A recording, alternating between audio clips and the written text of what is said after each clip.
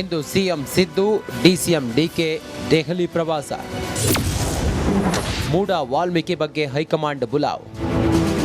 ರಾಜ್ಯ ರಾಜಕಾರಣದಲ್ಲಿ ದೊಡ್ಡ ಮಟ್ಟದಲ್ಲಿ ಚರ್ಚೆಯಾಗುತ್ತಿರುವ ವಾಲ್ಮೀಕಿ ಮತ್ತು ಮೂಡ ಹಗರಣದ ಬಗ್ಗೆ ಹೈಕಮಾಂಡ್ ನಾಯಕರನ್ನ ಭೇಟಿ ಮಾಡಲು ಮುಖ್ಯಮಂತ್ರಿ ಸಿದ್ದರಾಮಯ್ಯ, ಉಪಮುಖ್ಯಮಂತ್ರಿ ಡಿಕೆ ಶಿವಕುಮಾರ್ ಇಂದು ದೆಹಲಿಗೆ ಭೇಟಿ ನೀಡುತ್ತಿದ್ದಾರೆ. ಈ ಬಗ್ಗೆ ಖಚಿತಪಡಿಸಿರುವ ಮುಖ್ಯಮಂತ್ರಿ ಸಿದ್ದರಾಮಯ್ಯ, ಪಕ್ಷ ಹಾಗೂ ಸರ್ಕಾರದ ಬಗ್ಗೆ ಚರ್ಚೆ ನಡೆಸಲು ಹೈಕಮಾಂಡ್ ನಾಯಕರು ಆಹ್ವಾನ ನೀಡಿದ್ದಾರೆ. ನಾನು ಉಪಮುಖ್ಯಮಂತ್ರಿಯವರು ದೆಹಲಿಗೆ ಭೇಟಿ ನೀಡುತ್ತಿದ್ದೇವೆ ಎಂದು ತಿಳಿಸಿದರು. ಸರ್ಕಾರದ ಬಗ್ಗೆ, ಪಕ್ಷದ ಬಗ್ಗೆ ಚರ್ಚೆ ಮಾಡಲಿಕ್ಕೆ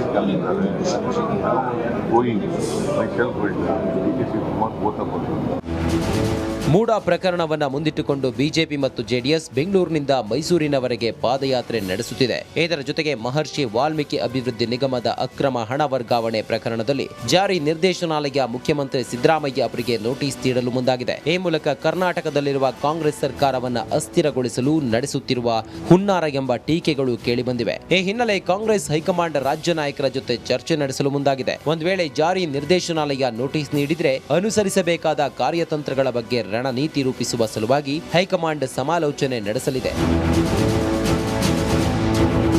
ಈಗಾಗಲೇ ಜಾರ್ಖಂಡ್, ದೆಹಲಿಯ ಮುಖ್ಯಮಂತ್ರಿಗಳನ್ನ ಇಡಿ ಬಳಸಿಕೊಂಡು ಕೇಂದ್ರ ಸರ್ಕಾರ ಇಕ್ಕಟ್ಟಿಗೆ ಸಿಲುಕಿಸಿದೆ. ಈಗ ಕಾಂಗ್ರೆಸ್ ಆಡಳಿತವಿರುವ ಕರ್ನಾಟಕದಲ್ಲಿ ಇದೇ ತಂತ್ರವನ್ನ ನಡೆಸಲು ಮುಂದಾಗಿದೆ. ಇದಕ್ಕೆ ತಿರುಗೇಟು ನೀಡುವ ನಿಟ್ಟಿನಲ್ಲಿ ಯಾವ ರೀತಿಯ ಕಾರ್ಯತಂತ್ರಗಳನ್ನ ಅನುಸರಿಸಬೇಕು, ಪಕ್ಷದಲ್ಲಿ ಒಗ್ಗಟ್ಟನ್ನ ಯಾವ ರೀತಿ ಕಾಯ್ದುಕೊಳ್ಳಬೇಕು ಎಂಬುದರ ಬಗ್ಗೆಯೂ ಹೈಕಮಾಂಡ್ ಸೂಚನೆ ನೀಡಲಿದೆಯಂತೆ.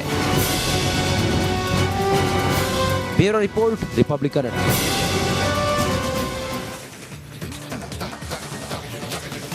ಬೆಂಗಳೂರು ನಗರದಲ್ಲಿ ಕುಡಿಯುವ ನೀರಿನ ಸಮಸ್ಯೆ ಇದೆ. ಹಾಗಾಗಿ ಅದನ್ನ ಬಗೆಹರಿಸಿ ಅಂತ ಮಾಜಿ ಪ್ರಧಾನಿ ಎಚ್.ಡಿ. ದೇವೇಗೌಡರು ರಾಜ್ಯಸಭೆಯಲ್ಲಿ ಗುಡುಗಿದ್ದಾರೆ. ಈ ಕುರಿತ ಒಂದು ರಿಪೋರ್ಟ್ ಇಲ್ಲಿದೆ.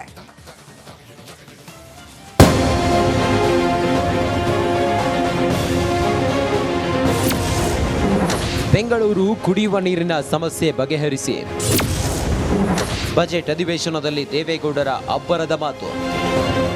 ರಾಜ್ಯಸಭೆಯಲ್ಲಿ ಬಜೆಟ್ ಮೇಲಿನ ಚರ್ಚೆಯಲ್ಲಿ ಪಾಲ್ಗೊಂಡು ಮಾಜಿ ಪ್ರಧಾನಿ ಎಚ್.ಡಿ. ದೇವೇಗೌಡರು ಸುಮಾರು 40 ನಿಮಿಷ ಮಾತನಾಡಿದ್ರು. ಈ ಭಾಗದಲ್ಲಿ ಈ ಸಲ ಎನ್ಡಿಎ ಮೈತ್ರಿಕೂಟದ 9 ಸಂಸದರು ಆಯ್ಕೆಯಾಗಿದ್ದಾರೆ. ನಮ್ಮ ಮೈತ್ರಿಕೂಟದ ಮೇಲೆ ಜನರು ವಿಶ್ವಾಸ ಇರಿಸಿದ್ದಾರೆ ಎಂದರು. ಇನ್ನು ಕರ್ನಾಟಕದ ಕುಡಿಯುವ ನೀರಿನ ಸಂಕಷ್ಟದ ಸ್ಥಿತಿ ಬಿಚ್ಚಿಟ್ಟ ದೇವೇಗೌಡರು ಭದ್ರಾ ಮೇಲ್ದಂಡೆ ಯೋಜನೆಯನ್ನ ರಾಷ್ಟ್ರೀಯ ಯೋಜನೆಯನ್ನಾಗಿ ಘೋಷಿಸಬೇಕು. ಈ ಭಾಗದಲ್ಲಿ ಈ ಸಲ ಎನ್ಡಿಎ ಮೈತ್ರಿಕೂಟದ 9 ಸಂಸದರು ಆಯ್ಕೆಯಾಗಿದ್ದಾರೆ. ನಮ್ಮ ಮೈತ್ರಿಕೂಟದ ಮೇಲೆ ಜನರು ವಿಶ್ವಾಸ ಇರಿಸಿದ್ದಾರೆ. ನೀರಿನ ಸಮಸ್ಯೆಗಳಿಂದ ಬಸವಳಿದ ಜನರು ನಮ್ಮ ಕೈ ಹಿಡಿದಿದ್ದಾರೆ. ಅವರ ಸಮಸ್ಯೆ ಬಗೆಹರಿಸುವುದು ನಮ್ಮ ಕರ್ತವ್ಯ ಅಂದ್ರು. I would like to tell very frankly, today the entire Kaveri Basin, 10 members have been elected for NDA because the water problem, what they are facing, to drinking water is a problem. 9 districts in Karnataka, in Old Mysore, 27 taluks and Bangalore, a metropolitan city, how much we are suffering. Thank you, sir. Knowing full well the people today has supported NDA because of this. Please understand the problem of the old Mysore, how people are suffering. Bhadra, Upper Bhadra, we want. ಇನ್ನು ಕೇಂದ್ರ budget ಹೃದಯಪೂರ್ವಕವಾಗಿ ಬೆಂಬಲಿಸುತ್ತೇನೆ. 1991ರಲ್ಲಿ ಸಂಸತ್ಗೆ ಬಂದೆ. ಈಗ ನನಗೆ 92 ವರ್ಷ. ಮುಂದಿನ budget ಬಗ್ಗೆ ಮಾತಾಡ್ತೇನೋ ಇಲ್ವೋ ಗೊತ್ತಿಲ್ಲ. ನಾನು ಎನ್ಡಿಎ ಭಾಗವಾಗಿದ್ದೇನೆ, ಅದಕ್ಕಾಗಿ ಧನ್ಯವಾದ ಅಂದ್ರು. Bureau report, Republic Kannada. ನಗರದ ರಸ್ತೆಗಳಲ್ಲಿ ವಾಹನ ಸವಾರು ಓಡಾಡಬೇಕಾದ್ರೆ ಭಯಭೀತರಾಗಿರ್ತಾರೆ. ಇಷ್ಟು ದಿನ ರಸ್ತೆ ಗುಂಡಿ ಸಮಸ್ಯೆ, ವಿಲ್ಲಿಂಗ್ ಹಾವಳಿ ಮಧ್ಯೆ ಬೇಸತ್ತವರಿಗೆ ಮತ್ತೊಂದು ಸಮಸ್ಯೆ ನಗರದಲ್ಲಿ ತಲೆ ಎತ್ತಿದೆ. ಅದೇನಂತೀರಾ? ಈ ಸ್ಟೋರಿ ನೋಡಿ.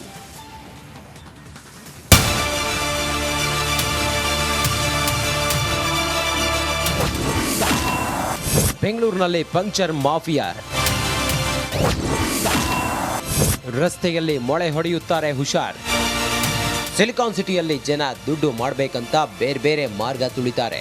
ಆದ್ರೀಗ ವಾಹನ ಸವಾರರಿಂದ ವಸೂಲಿ ಮಾಡಬೇಕು ಅಂತಾನೆ ಒಂದಷ್ಟು ಜನ ಪಂಕ್ಚರ್ ಮಾಫಿಯಾ ನಡೆಸುತ್ತಿದ್ದಾರೆ. ರಸ್ತೆಯಲ್ಲಿ ಮೊಳೆ ಬಿಸಾಕಿ ವಾಹನ ಪಂಚರ್ ಆಗುವಂತೆ ಮಾಡ್ತಿದ್ದಾರೆ.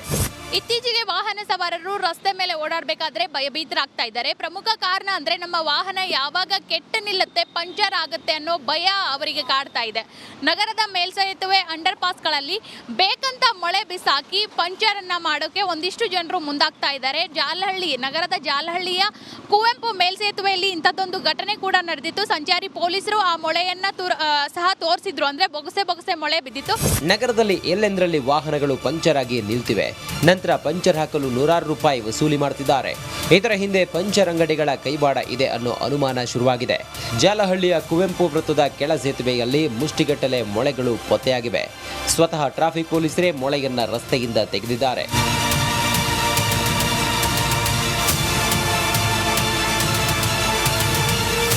ಪಂಚರ್ ಮಾಫಿಯಾ ವಾಹನ ಸವಾರರ ತಲೆಬಿಸಿಯಾಗಿದೆ. ಈ ಕಡೆ ಬೈಕ್ ಕಾರ್ ಮಾಲೀಕರಿಗೆ ಪಂಚರ್ ಟೆನ್ಷನ್ ಆದರೆ ಆ ಕಡೆ ಟ್ರಾಫಿಕ್ ಪೊಲೀಸರಿಗೆ ಮಾರ್ಗ ಮಧ್ಯೆ ಪಂಚರ್ ಆದ ವಾಹನದಿಂದ ಟ್ರಾಫಿಕ್ ಸಮಸ್ಯೆ ಎದುರಾಗ್ತಾ ಇದೆ. ಸವಿತಾ ರಾಮಚಂದ್ರ, ರಿಪಬ್ಲಿಕ್ ಕನ್ನಡ, ಬೆಂಗಳೂರು. ಮೂಡಾ ಸೈಟ್ ಹಂಚಿಕೆ ಹಗರಣ ಸಿಎಂಗೆ ಮಗ್ಗಲು ಮುಳ್ಳಾಗಿದೆ. ದೋಸ್ತಿ ನಾಯಕರಿಗೆ ಅಸ್ತ್ರ ಸಿಕ್ಬಿಟ್ಟಿದೆ. ಬೆಂಗಳೂರು ಟು ಮೈಸೂರು ಪಾದಯಾತ್ರೆ ಮಾಡುತ್ತಿರುವ ಮೈತ್ರಿ ಪಡೆಗೆ ತಮ್ಮ ಹರಿತ ಮಾತಿನ ಮೂಲಕವೇ ನಾಡಿನ ದೊರೆಗೆ ಟಾಂಗ್ ಕೊಟ್ಟಿದ್ದಾರೆ. ಈ ಕುರಿತ ಒಂದು ರಿಪೋರ್ಟ್ ಇಲ್ಲಿದೆ ನೋಡಿ. ಕುಮಾರಸ್ವಾಮಿ 1984 ಸೈಟ್ ತಗೊಂಡ್ರು, ಇಂಡಸ್ಟ್ರಿ ಸೈಟ್ನ.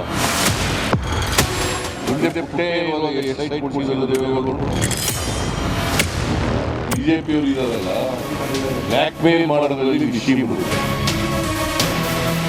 ರಾಜ್ಯ ರಾಜಕೀಯದಲ್ಲೇ ಮೂಡಾ ಸೈಟ್ ಹಂಚಿಕೆಯದ್ದೇ ಸದ್ದು.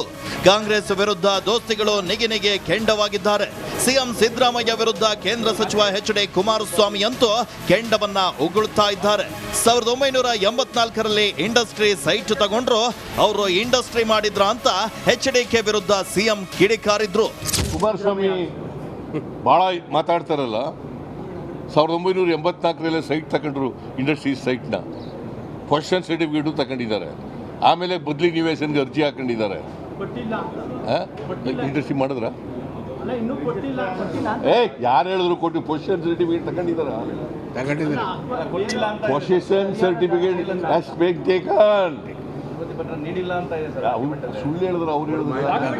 ಮಗ ಕುಮಾರಸ್ವಾಮಿ ಮಾತ್ರವಲ್ಲ, ಅಪ್ಪ ಎಚ್.ಡಿ. ದೇವೇಗೌಡರ ವಿರುದ್ಧವೂ ಸಿಎಂ ಹರಿಹಾಯ್ದ್ರು.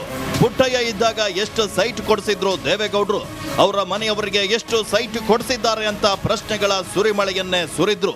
ಹಿಂದೆ ಪುಟ್ಟಯ್ಯ ಇರುವಾಗ ಎಷ್ಟು ಸೈಟ್ ಕೊಡಿಸಿದರು ದೇವೇಗೌಡರು?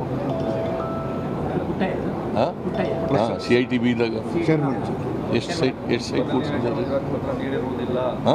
ಅವ್ರ ಮನೆಯವ್ರಿಗೆ ಎಷ್ಟು ಸೈಟ್ ಹೋಗಿದ್ದಾವೆ?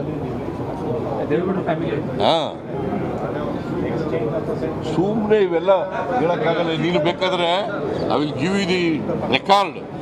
ನಾವು ಪೊಲಿಟಿಕಲ್ ಆಗಿ ನಾನು ತಪ್ಪೇ ಮಾಡಿಲ್ಲ, ಬೇಸರ ಯಾಕಾಗುತ್ತೆ? ಬ್ಲಾಕ್ ಮೇಲ್ ಮಾಡೋದ್ರಲ್ಲೇ ಬಿಜೆಪಿ ನಾಯಕರು ನಿಸ್ಸೀಮರು ಅಂತ ಸಿಎಂ ವ್ಯಂಗ್ಯವಾಡಿದ್ರು. ನನಗೆ ಯಾಕೆ ಬೇಸರ ಆಗುತ್ತೆ? ತಪ್ಪು ಮಾಡಿದ್ರಲ್ಲ ಬೇಸರ ಆಗೋದು. ತಪ್ಪೇ ಮಾಡದೇ ಇರೋದು ಬೇಸರ ಯಾಕಾಗುತ್ತೆ? 40 ವರ್ಷದಲ್ಲಿ ಇದು ಎಷ್ಟನೇ ಅಟೆಂಪ್ಟ್ ಸರ್ ಈ ತರ ಬಿಜೆಪಿ ಅವರು ಇದಾರಲ್ಲ, ಬ್ಲ್ಯಾಕ್ ಮೇಲ್ ಮಾಡೋದ್ರಲ್ಲಿ ನಿಶ್ಚೀಮರು, ಸುಳ್ಳು ಹೇಳೋದ್ರಲ್ಲಿ ನಿಶ್ಚೀಮರು, ಸುಳ್ಳನ್ನೇ ಸತ್ಯ ಮಾಡೋದ್ರಲ್ಲಿ ನಿಶ್ಚೀಮರು. ಚಾರಿತ್ರ್ಯಹರಣ ಮಾಡೋದ್ರಲ್ಲಿ ಅವ್ರಿಗೇನು ಕಮಿಟ್ಮೆಂಟ್, ಯಾವ ಐಡಿಯಾಲಜಿ ಇದೆ ಅವ್ರಿಗೆ? ಮೂಡಾ ಸೈಟ್ ಹಂಚಿಕೆ ಹಗರಣದಲ್ಲಿ ಆಡಳಿತ ವಿಪಕ್ಷಗಳ ನಡುವೆ ಟಾಕ್ ವಾರ್ ಜೋರಾಗಿದೆ. ಇದೀಗ ಸಿಎಂ ಸಿದ್ದರಾಮಯ್ಯ ಕುಮಾರಸ್ವಾಮಿ ವಿರುದ್ಧ ಮಾತ್ರವಲ್ಲ, ದೇವೇಗೌಡರ ವಿರುದ್ಧವೇ ಹರಿಹಾಯ್ದಿದ್ದಾರೆ. ಮುಂದಿನ ದಿನಗಳಲ್ಲಿ ಈ ಟಾಕ್ ಫೈಟ್ ಯಾವ ಹಂತಕ್ಕೆ ಹೋಗುತ್ತೆ ಕಾದ್ ನೋಡಬೇಕಿದೆ. Bureau report, Republic Kannada. Shirur ಗುಡ್ಡ ಕುಸಿತದಲ್ಲಿ ಕೊಚ್ಚಿಕೊಂಡು ಹೋದವರೆಷ್ಟೋ ಅನ್ನೋ ಪ್ರಶ್ನೆಗೆ ಇನ್ನೂ ಕೂಡ ಉತ್ತರ ಸಿಕ್ಕಿಲ್ಲ. 11 ಮಂದಿ ಅಂತ ಅಂದಾಜು ಮಾಡಲಾಗಿದ್ದಷ್ಟೇ. ಆದರೆ ಗುಡ್ಡ ಕುಸಿತದ